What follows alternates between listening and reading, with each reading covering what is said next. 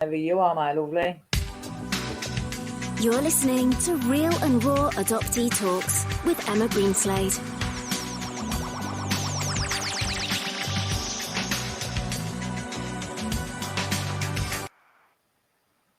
Hello there and welcome back to Real and Raw Adoptee Talks with Emma Greenslade. And my special guest today is Lyn Osbaldeston. I think I should have practiced how to say your surname before I brought you on.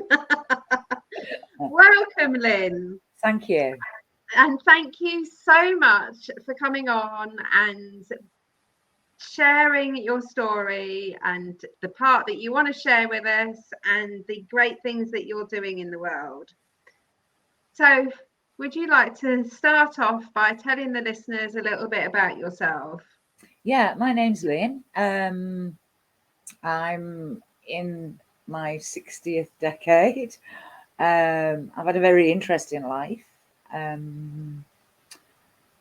I've been a trainer, I've worked in catering, I've done quite a lot of different jobs, but always related to working with people, which has been lovely.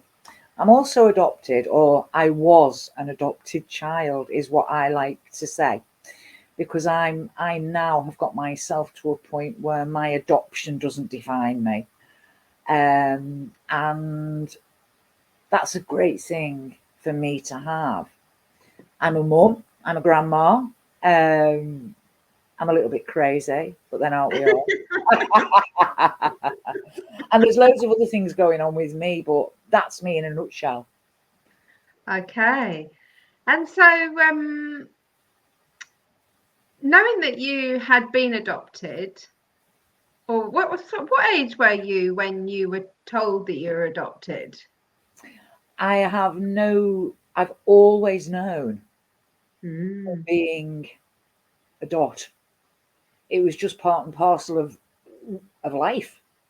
Yeah.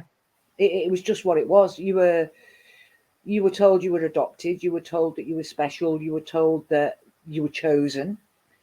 You were told that it was a secret. You weren't told it was a secret, but it was made out to be something that wasn't necessarily discussed. So it became something bigger.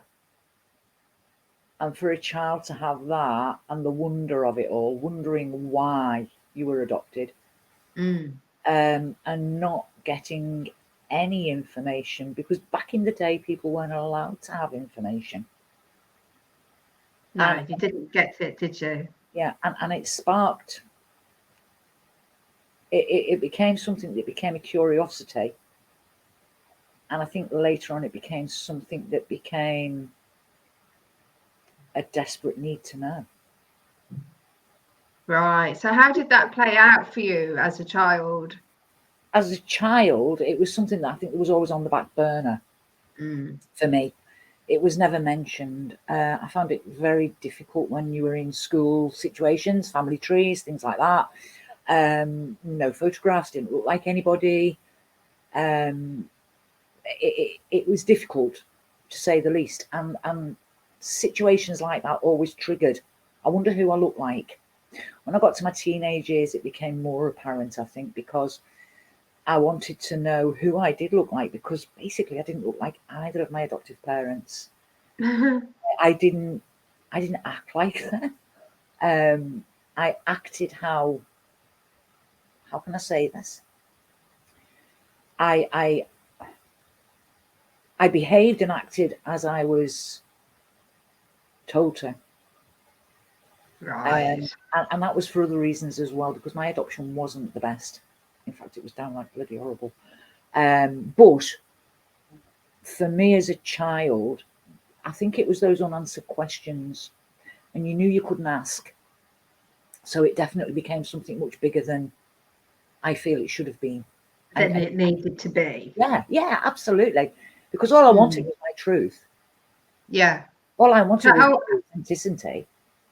So how old were you when you found your truth? 51. Wow. Yeah. Wow. I lived as an adopted person and went along with how my life was running until my mum, who I loved very much, and she was a good mum, despite the adversity that she had to put up with and suffered and went through. But when my mum died, I was left with a huge empty space. And I knew that when she died, that my life, I just knew, I trusted my knowing, and I knew that my life would change beyond what I could ever imagine. And it was the most terrifying thought to actually have to think that one day it would be put into practice and I would action it. I got my birth records when I was about 54. Okay. I managed to get hold of my adoption file, and from that I read through it, and I began to piece together my reasons for being adopted. And the reasons that I were adopted was, one, I was basically surplus to requirements. Two, I would have created a less life for somebody else. So the lady who brought me into the world thought she was doing the right thing by giving me better opportunities. And looking back on that, I'm grateful for that. Nobody knows what adoption actually does to a child. Even if you have the best adoption in the world, it still causes trauma. Absolutely. And when I got to a point where I knew I had to do something, because if I continued to choose nothing, then I was never going to be able to move forward, because I was completely stuck. Right. And it was weird. It was almost as though I had to stop to restart. And my stop was spectacular. Absolutely spectacular. Oh, was it? Yeah. Do you want to elaborate on that? Yeah, I took really ill. Okay. I was triggered by an event Yeah. that I hadn't realised was causing any issues with me internally, externally. And the event that triggered me, I gave up. I stopped everything. I packed in work. I had to rest. I had to take masses of self-care. I had to find a way through it. I started to search for people who would understand and not judge, or maybe not even understand, but would just listen to me, allow me, give me space, make allowance for me to sort it all out. Because until I could begin to sort it all out and then deal with it and get rid of it, because that's what I needed to do. I needed to get rid of the past. The past doesn't serve you. The future does. I do moment. agree with that.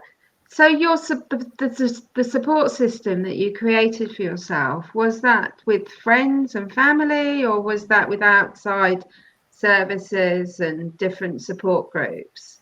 When I recognised that I was not well and that it was stemming from my childhood, what I did was I started to look into what is known as adverse childhood experiences, and how they affect you later on in life. And I did a lot of work around that. I found people and I did training courses on it to raise awareness of ACEs, as they're called, adverse childhood experiences, ACEs. I did a lot of work around that. And in part it helped because there were things that were coming up for me that I hadn't even recognised. But it was triggering, and it was triggering at times, and it was sad, and it was upsetting, and it was horrible because I didn't know how to deal with it. But eventually I learned that, and I became very aware that if it was triggering, it had to be dealt with. Couldn't put it away. Yeah. And it was there at the time that it needed dealt with. So I went through that process until I got myself to a point where I was sharing my story. I was sharing my negative side of my story. And I was touching on how I was beginning to recover. And I think the difference between then and now is that I'm very aware of how I have recovered. And I'm very aware of the need, the requirement. I'm very aware of the requirement for me to be able to choose to go out there and say, I'm not saying this is for you as an adoptive person, but this may support you to recovery. Yeah. And I think for a lot of adopted people, they are somehow stuck with so many things. And I think the biggest one is identity. Yes. And I had to find out who I was. And from finding out who I was able to turn that and move it to become who I chose to be and who I am today, and keep choosing to be anyway. And for me, it's magical. It's magical because I've realized that I can choose to be stuck where I was. I can choose to keep putting it on a loop and running those situations over and over and over again and get nothing from it apart from feeling absolutely horrible about me. But if I want to feel something different, I have to choose different. And in this 10 seconds, you can choose one thing, and then in the next 10 seconds, you can choose another thing. Yes. We always have that choice. Yes. And I think this is a real key point of starting the journey to recovery, is choosing to not stay in the situation that you're in. And we can't, I think there's a saying, isn't there, about doing the same thing but expecting a different result. And insanity is doing the same thing over and over again, but expecting something like that, isn't it?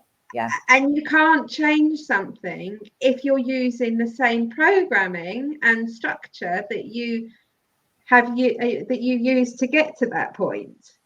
There has to be a big shake-up, and that's of body, mind, and soul. Yes, absolutely. I look at it as, if my brain works, if my subconscious and my consciousness tells me, or I keep feeding it with the wrong things, it's never going to change, because why would it?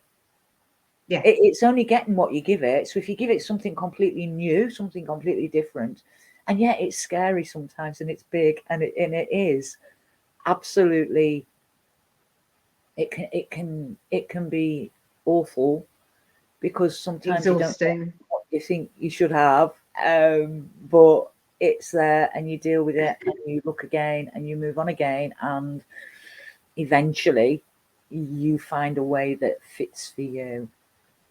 And then from that, you have got more choices to make, because what I discovered with my adoption was I'd been stood still for 50 odd years, because I'd been in this loop where I lived to other people's expectations. I lived a life where I did whatever was necessary to keep me safe. Yes.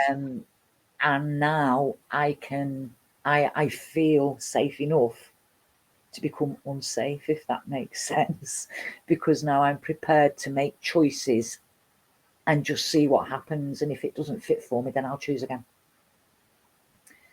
So Yeah. I've become my own barometer. Oh, I like that. Excuse me. I love that. I've become my own barometer where I can measure what works for me and what doesn't. I have stopped becoming my own worst critic, because what you tell yourself comes about. So I just don't. I make sure I choose something good to do every day. Yes. And even if I'm having a down day, because I have them, I still have them. Everybody does. Especially if I've been triggered by something that I didn't realise was causing me so much unease. And it's so easy to get caught up in the head, isn't it? Get Yeah. caught up in that overthinking. Yeah. And actually, I'm going to just give a little tip to our listeners, that because I've been learning about, they call it PQ, it's called positive intelligence, and it's about changing that loop that you're describing, and that negativity. And it's a really simple thing that you can do, and we suggest that you do it at least 6 times a day. They suggest even 36 times a day, but even just a simple and you can do it with me, Lyn, is just rubbing your index finger and your thumb together so slowly that you can feel the ridges on the opposite digit. And sometimes they might be a little bit sticky, but you can feel whether the surface is smooth or rough, if it's cold. And this really, if you shut your eyes, it's even more profound, but it just brings your awareness away from that overthinking and to a part of your body. And this can be done when you're driving, if you're standing in the supermarket and you're getting fed up and waiting, or whether you're at work and somebody's irritated you. It's just such a simple technique. Yeah. I'm teaching everybody at the moment. Love it. Absolutely love it. I made a while ago, I made the conscious decision that when I waken in the morning, I get up out of bed, I look in the mirror with my bed hair, baggy eyes, whatever else is going on there with me. And I look at myself in the mirror and I say, "Good morning, Lyn. You're wonderful." And Amazing. just that little bit of positive self-care can carry me. If I find my head becomes full of negative thoughts, because we all get them, or the what ifs, or the "oh my life, I can't deal with this," or whatever else it is, I actually tell myself to stop. And I say, stop that thought and think of something nice. Yeah. And even if it's looking out of the window, just to find something to focus on, it helps to calm your brain, it helps to calm you down. And then I always say, that's better. Because if you tell yourself you're feeling better, you do start to feel better. And I'm a great believer in that. I do loads of things. Do you? What other self-care things do you recommend? From an adopted point of view, I think the biggest bit of self-care that I grasped eventually, and it's not really self-care, it was something that once I got it, and once I truly believed, my life started to change. Oh, hang on, lost you. Just a minute, let's get rid of that. My life started. Oh, for God's sake! What's going on here? You've got pop-ups coming on I've your got pop-ups, screen. yeah. All right, it'll go now. And that was whatever happened to me as a child was not mine to carry. Yeah. And once I put it down, and it took me 50 odd years to put it down and to keep it down. But once I came to that, once I got that recognition and truly recognized that it wasn't just something I said, it was something that I had to become, and I had to use, and I had to fully understand it and choose for it not to affect me anymore. Because what happened to me as a child, from being a baby up until the age that I left home and became an adult in my own right, I was so influenced by other dynamics, and those dynamics never served me, because I am as unique as the next person. And when you are railroaded and when you are corralled to become somebody else, act a certain way, be a certain way, and then it stops, you've got to find your true north. You've got to find your true self. And the only way I could do that was to say, everything that has gone before is actually not mine to carry. So now I choose to put it down. So you drew a line in the sand. Absolutely. And said that is in the past. That's it. Yeah. So what, what has been your journey to recovery from that point that you have, made the line in the sand? What sort of things have you done since then?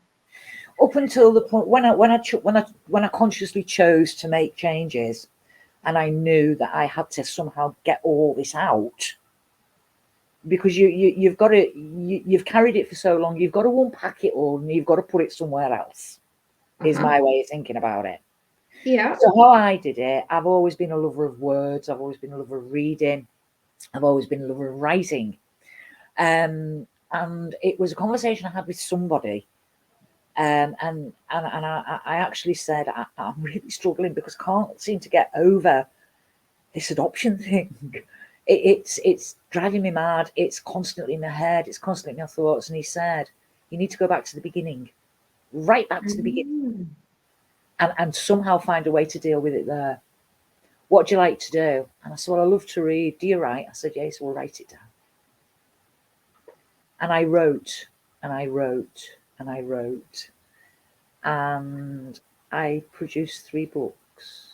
And the first book was about the lady who brought me into the world, my birth mother. So you wrote the first book about your birth mother, not about your story. No, it wasn't my time. Okay. I had to get to grips and understand and accept that the reason I was adopted, again, was nothing to do with me. It was somebody else who was doing what they thought was for the best. Yeah. And that was all it was. And I wrote my book, and I grieved for somebody that I knew partly in my life, because I was with that lady for 5 months of my life until I was adopted. But I wrote her story from my records. Some of it from the records that you'd been given. Yeah. Because I couldn't make sense of just reading it. It wasn't sticking anywhere. There was I wasn't getting any sort of wow moments, closure moments, whatever you want to call them. But writing it all down and then revisiting it and reading it again was so cathartic. Mm. And you know, I've got no malice towards that woman for having me put out for adoption. In fact, I'm really quite chuffed that she did, you know, because, Ah. well, it wouldn't have led me to where I am today.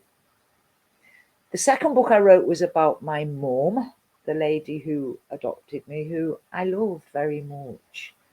She was a lovely lady, caught up in other people's trauma, caught up in other people's requirements for how life should be lived. You know, all that stuff going on again, where you can't be your own person because you're not allowed because you're a woman and it's a man's world and all that sort of stuff. Excuse me. All that sort of stuff that goes on. Eventually, she broke free. She divorced and carved out her own fantastic life. Mm. We were in the wake of it all. We were in her wake of all her trauma and whatever else. But deep down, she did the best she could. And you know, if she couldn't give us anything else, she gave us loads of love. You know, Lovely. and looking back, that maybe for a child wasn't enough. But for an adult, I'm eternally grateful that I got that love because now I know how to show love and give love to other people.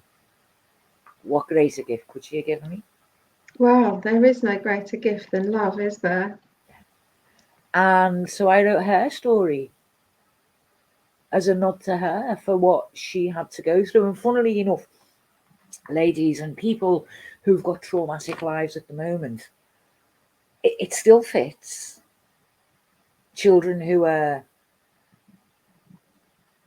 maybe just always that tiny bit hungry or haven't got the best. But then again, you don't need the best. You just need enough. You need enough to keep you sustained because you don't need a great deal in this world. But what you do need is you need connection and you need love. Yes. So you got that connection and you got the love. Yeah.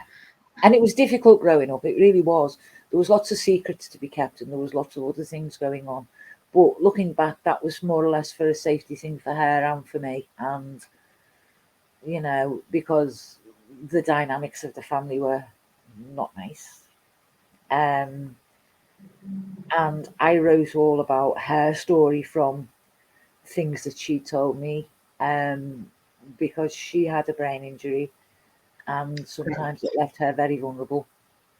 And it sort of led her to say things that she shouldn't really be telling a kid or a young girl. But do you know what? It was great because I could write all this down and I could support myself to say you did the best you could. Yeah, it sounds like she had a great story to tell from your point of view. It's amazing.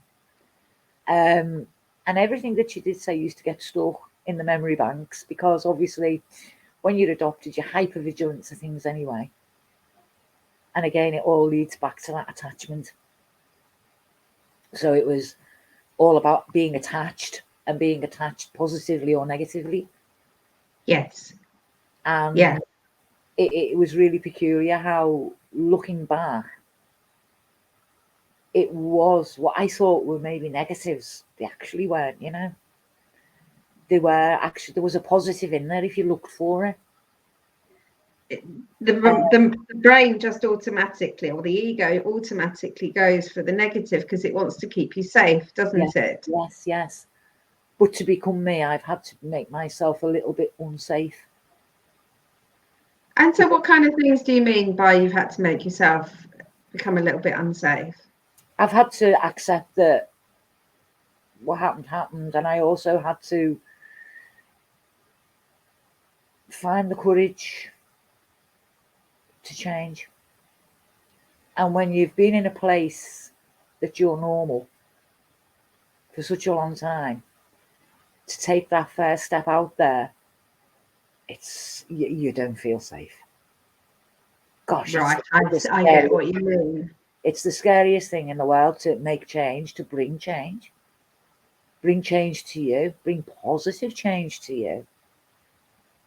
And to watch other people struggle with your change. Because you're not only upsetting your status quo, whoa, you're playing havoc with other people as well.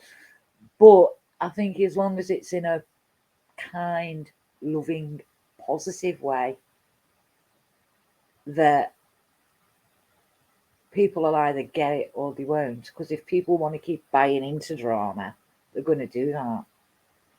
Yeah, well, there's so much drama around, isn't there? If people choose to, I think if people choose to look at it differently, which is basically what I did with my adoption, I looked at it from a different viewpoint. My final book, well, the third book, because I did a trilogy, the third book is my story, and it's my take on it all. And it was what I remembered. It's what happened, and it was so cathartic. I absolutely cried buckets. It was very ugly, and at the end of it all, it was almost as though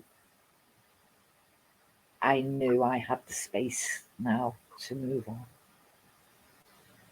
Yeah. So you made that space by having the crying and writing it down. And when we make space, we bring in new positive experiences. Is that what you found? Yeah. You bring in, you make space for something else that you can then choose what you fill it with. Do you fill it with negativity? Do you fill it with other things? Do you want fun? Do you want adventures? Do you want, do you want more of the same? No, you really don't, because that was so painful. Yeah. Why would you go back for another bite at that? It's like eating a sour apple. You'll either persevere with it or you'll put it in the bin. Give it to the birds. And that's how I felt. My life was soured.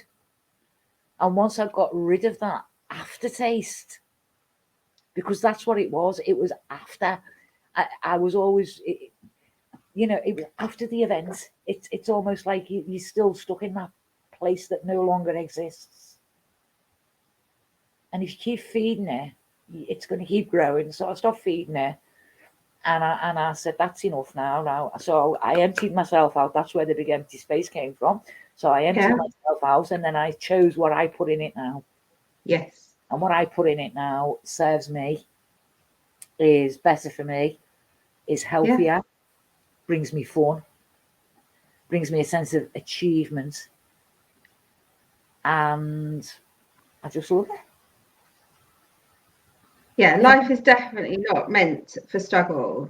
No. If I hadn't wrote the 3 books and accepted that adoption was the cause, and this was the effect it was having. And once I clicked to the cause and effect, I knew I could change it for me. Yeah, you reframed it. I think that's amazing. So what are your books called? My books are called, they are all under the umbrella title of My Adopted Life. Okay. So you've got My Adopted Life, the birth mother's story. Yeah. My Adopted Life, the adoptive mother's story. And My Adopted Life, the adopted child's story. I write under the pen name AHM Beatty, which is a nod to the people in my life who are my world, which is my family. And they're all available on Amazon. That's where they are. That was my next question. Yeah, Thank you very much. They're all on Amazon. They're all on Amazon. Yeah. Amazing. And so what are you working on currently now? I'm working on another one. I'm working on a book called Rising High. And that is a selection of, it's a book that runs as a book. But what I'm doing is I'm introducing characters. I've got two main protagonists in the book, but there's other characters who are feeding into this, and it's very much a book of people breaking the cycle. People breaking the cycle, people finding a different way to be, a different way to live, people looking at the past, accepting it, learning from it and moving on. Yeah. And that's what I'm writing. It's taking a little bit of time, actually, because again, I'm having to look at myself and think, oh my life, but it's working. And I think once it's out there, well, I know once it's out there, I do feel that this will be a support to so many people. Oh, that's absolutely beautiful. If they choose to read it. Okay, so once it's finished, we can bring you back on and you can talk a bit more about it. Oh, so what did you say? Thank you. Yeah, that'd be amazing. So the title of your show today is called Overcoming the Adversity That Adoption Brings. Yeah. And so is that, what other things have you opened up to through overcoming this adversity? Other things that I've opened up to, more possibilities. Everything. I've taken a lot of words out of my vocabulary. One of them is can't. The other one is want. Other one is what? Want. Yeah. And the other one is actually yes. Interesting. To a point. I've taken out yes. Out the word but. So is yes because something like oh, sorry, it was on the tip of my tongue. It's not, would you like a cup of tea? But yes, please, if I wanted one, yeah. Yeah. But people asking you to do things, perhaps expectations and people pleasing and that type of things, do you mean by saying not using the word yes? Yes. Absolutely. People who I allow to talk to me, treat me, and their expectation of how I should respond and react. When I looked at that area of my life and had that light bulb moment and went, hang on a minute, you've asked me for whatever, and because I'm choosing to say doesn't suit me, doesn't fit me, you now become angry, or you become difficult because I've basically, without saying the words, have said, I'm not accepting this anymore. Yeah. And I think the word yes can be used in a very negative way. I also think the word no can be used in a very positive way. Because if you say to yourself, hang on, no, I'm not choosing that, then you're taking control for you. You're doing what you feel at that point is good for you and right for you, or good for you. And what other people take from that, that's actually theirs to deal with. It's not mine.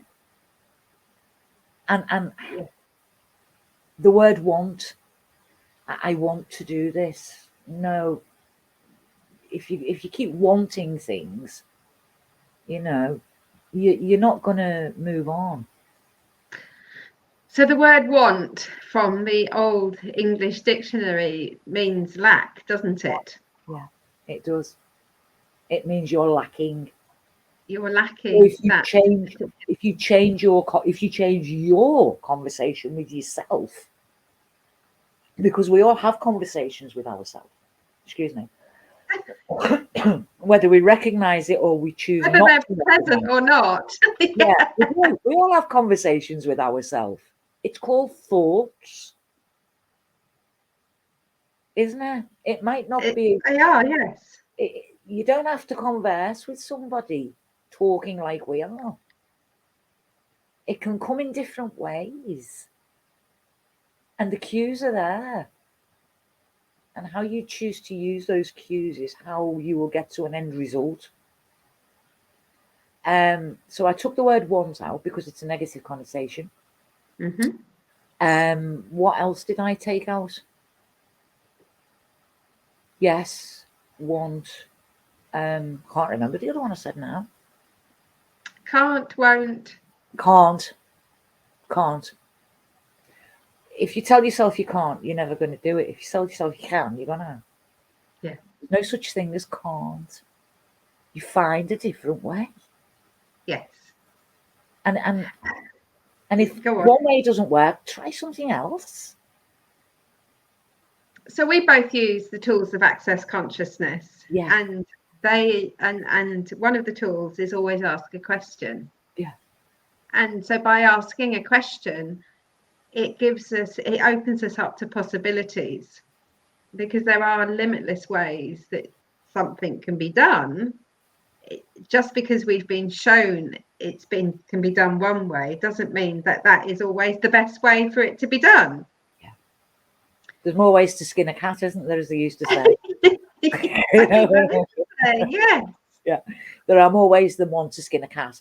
And I'm a great believer in that. I always have been, because I think even as a child, I've been very aware that I've had to be resourceful to bring things or make things or bring change or be a support or be a protector, whatever it was, and in my own little way, I think it's always been there.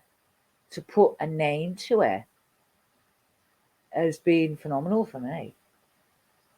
Phenomenal. And I think to recognize that what I have, if other people are willing to think differently, then it will bring so much more. And I'm a major believer in it might bring something that you didn't expect, but it's brought it because you've got to go through that before you get to where it's comfortable again. So if you go through something that's uncomfortable, it's leading you to the comfort of it, or it might lead you down a completely different path.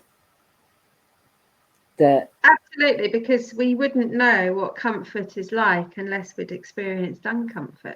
Yeah, and having such discomfort. And I think that's another thing I've learned as well, and another thing I've had to become aware of is the fact that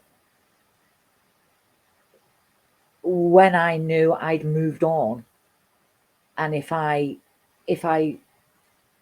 tried, and I did try sometimes, I tried very hard to go back and do things how I did them, I used to end up in bits. I was in floods of tears because I was frightened, because I'd actually let something go. And that familiarity was a scary thing to let go of. But I think I cried at first with sorrow for letting something go that you were so familiar with. But once that sorrow passed, it was almost like I was crying with relief, because I've done it. I've moved on again. And I'll never go back to that bit again. And I think it was that closure, little bits closing at a time, until I've got to a point now where the trauma of adoption and the adversity that it brought me has been a lesson that as an adult I've had to learn, that if I allow it to affect me, it will. If I choose to deal with it and put it away, it will stay there, and I can be me. I can be the authentic me and keep changing and growing to be more for me, more for other people in a positive way. What greater gift? Sounds absolutely wonderful gift to yourself. Yeah. And I think that's it. It's about you, isn't it? When you're adopted, it's always about other people. It's always about other people's requirements, people's opinions, people's way to live, people's expectations, people's approval. Yeah, or disapproval. You know what I mean? Yeah. Validations, expectations. You're constantly being grateful. You know. And I think when you get to an age where you can become you, the authentic you, and accept it, and understand that it's actually all right for other people to have opinions because they're not yours, and choose to do with them what you want to do, then life becomes easier, happier, more fun. Oh, and don't we all want that? Don't we just, you know? And I do believe that the only thing that stops you is yourself. I absolutely agree with that, 100%. The limitations that we put on ourselves, if we just let them go, imagine what we could achieve. Yeah.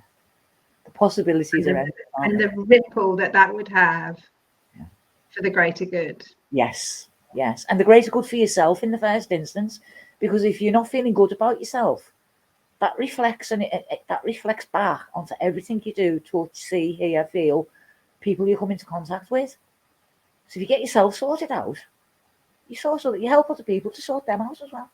Yeah, it all starts with you, for sure. So you've used Access Consciousness. What other tools would you recommend that people use? What other modalities of healing and different types of journeys that you can do? I think the biggest one for me was being able to speak my truth. Because as an adopted child, you never told the truth. Truth is something that it becomes a dirty word. To be honest with you, it really does become a dirty word because you never get your truth. You live a lie. So would you say that you've had trust issues? Absolutely major ones. And I had to trust myself. Once I started to improve and get better, I had this overwhelming urge to speak, but not really sure of from where or why. But of late, it's come apparently clear that it's truth. You need to speak your truth.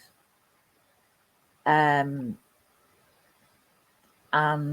not allow other people's responses, reactions to that to influence you to change. You've got to be true to yourself because that's what truth is. It's being true. And you can be truthful with yourself.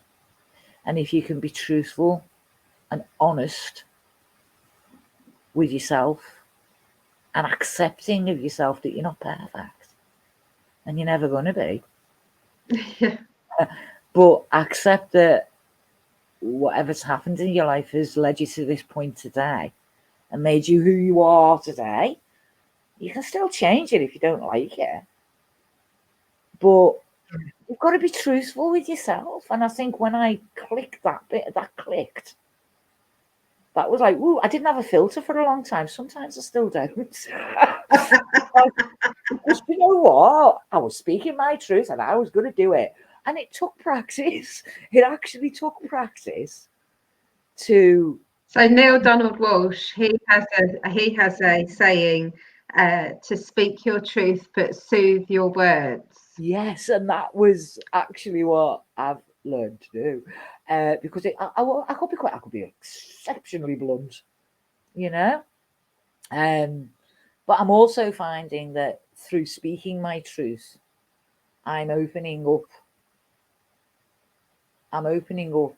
how I'm beginning to recognize that every choice I make, literally every choice I make, has some effect. And as long as I'm true to what I feel I want to explore, do whatever it is, and I'm true to that, I find out pretty quickly whether it's right for me, whether it's for me or it's not for me. Yes. So we have another thing from the Access toolbox, which is light and heavy, don't we? And often when we feel light, it's our truth, and when we're heavy, it's a lie and it's not meant for us. But discerning that can take a little bit of practice. Yeah, it is. It's practice. I had a conversation with somebody about 3 years ago, and it wasn't the nicest. But again, it was how somebody perceived my life to be. And basically they said, you should have been grateful for being adopted. Whoa, it was bigger than that. It was a massive one for me. And I spoke part of my truth.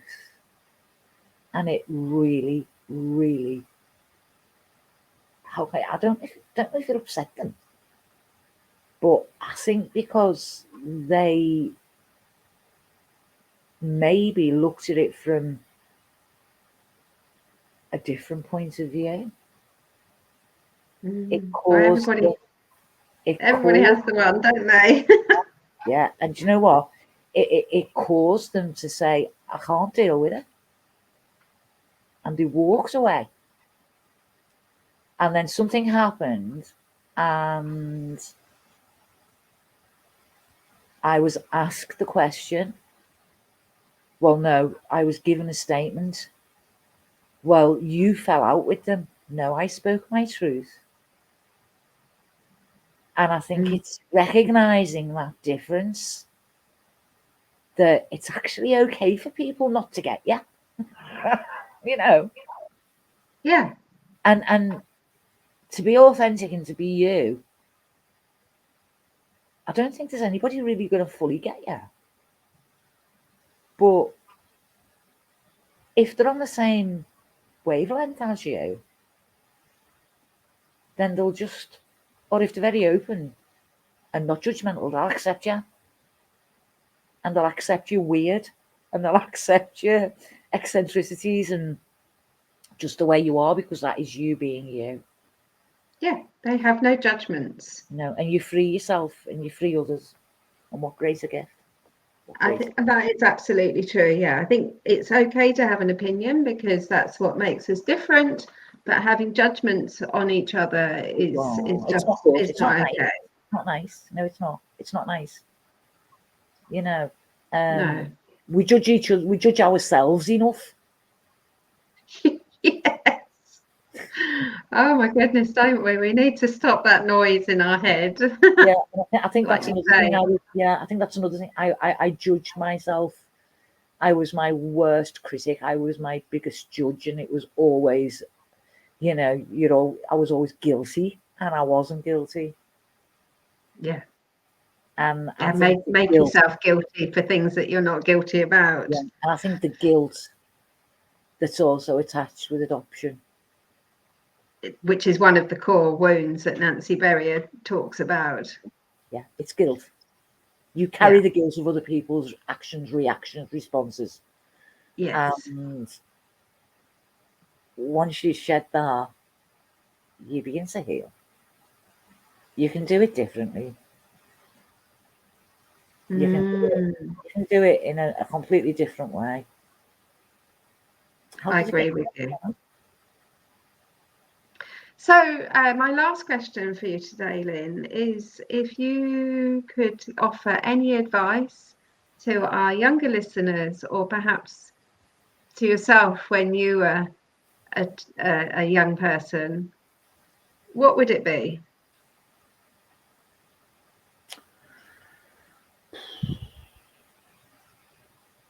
Follow your dreams.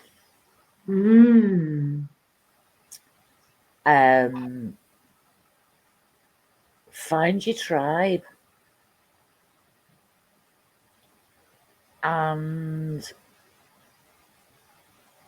remember, it's okay not to be okay. Yeah. And I think that's because I was often told as a youngster, there's nothing wrong with you. But there actually was. And it wasn't that it was wrong. It wasn't that it was wrong. It was all about my feelings, and it was all about me. It was all about how I felt. It was all about what I was hiding, what I was receiving was not what would move me forward. And I think if you can recognize that you've got yourself into a position where you may be doing things because you're thinking it's serving your purpose, drink, drugs, whatever it is, because I've dabbled in all of them, to be quite honest with you. You know, I've done it, been there, done that, got the t-shirt. But it's hiding things, and it's not, you're not being true to you. You're just following another pattern that eventually you're pressing self-destruct buttons very slowly. And always remember, whatever happened to you as a child was actually nothing to do with you, because of people in control of your life. That is a beautiful note to end, for sure. Yeah. Because it's my goodness, it's been so amazing chatting with you, Lyn.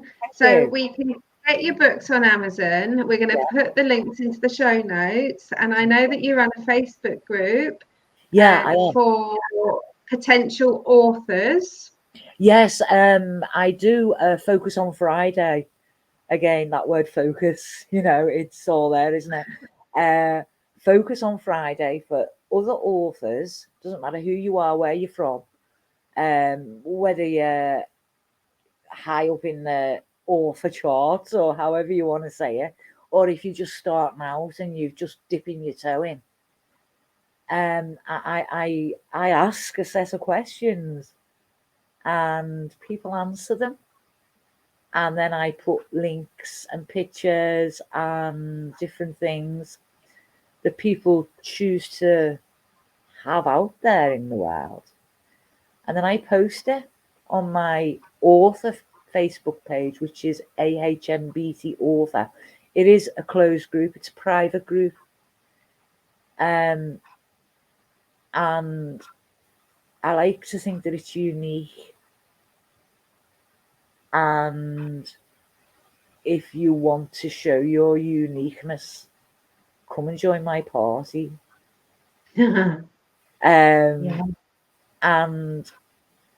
it's really good because it's just another way of connecting people who have the same interests, outlook on one level, not every level, but it's just bringing people who are like-minded together to share and grow.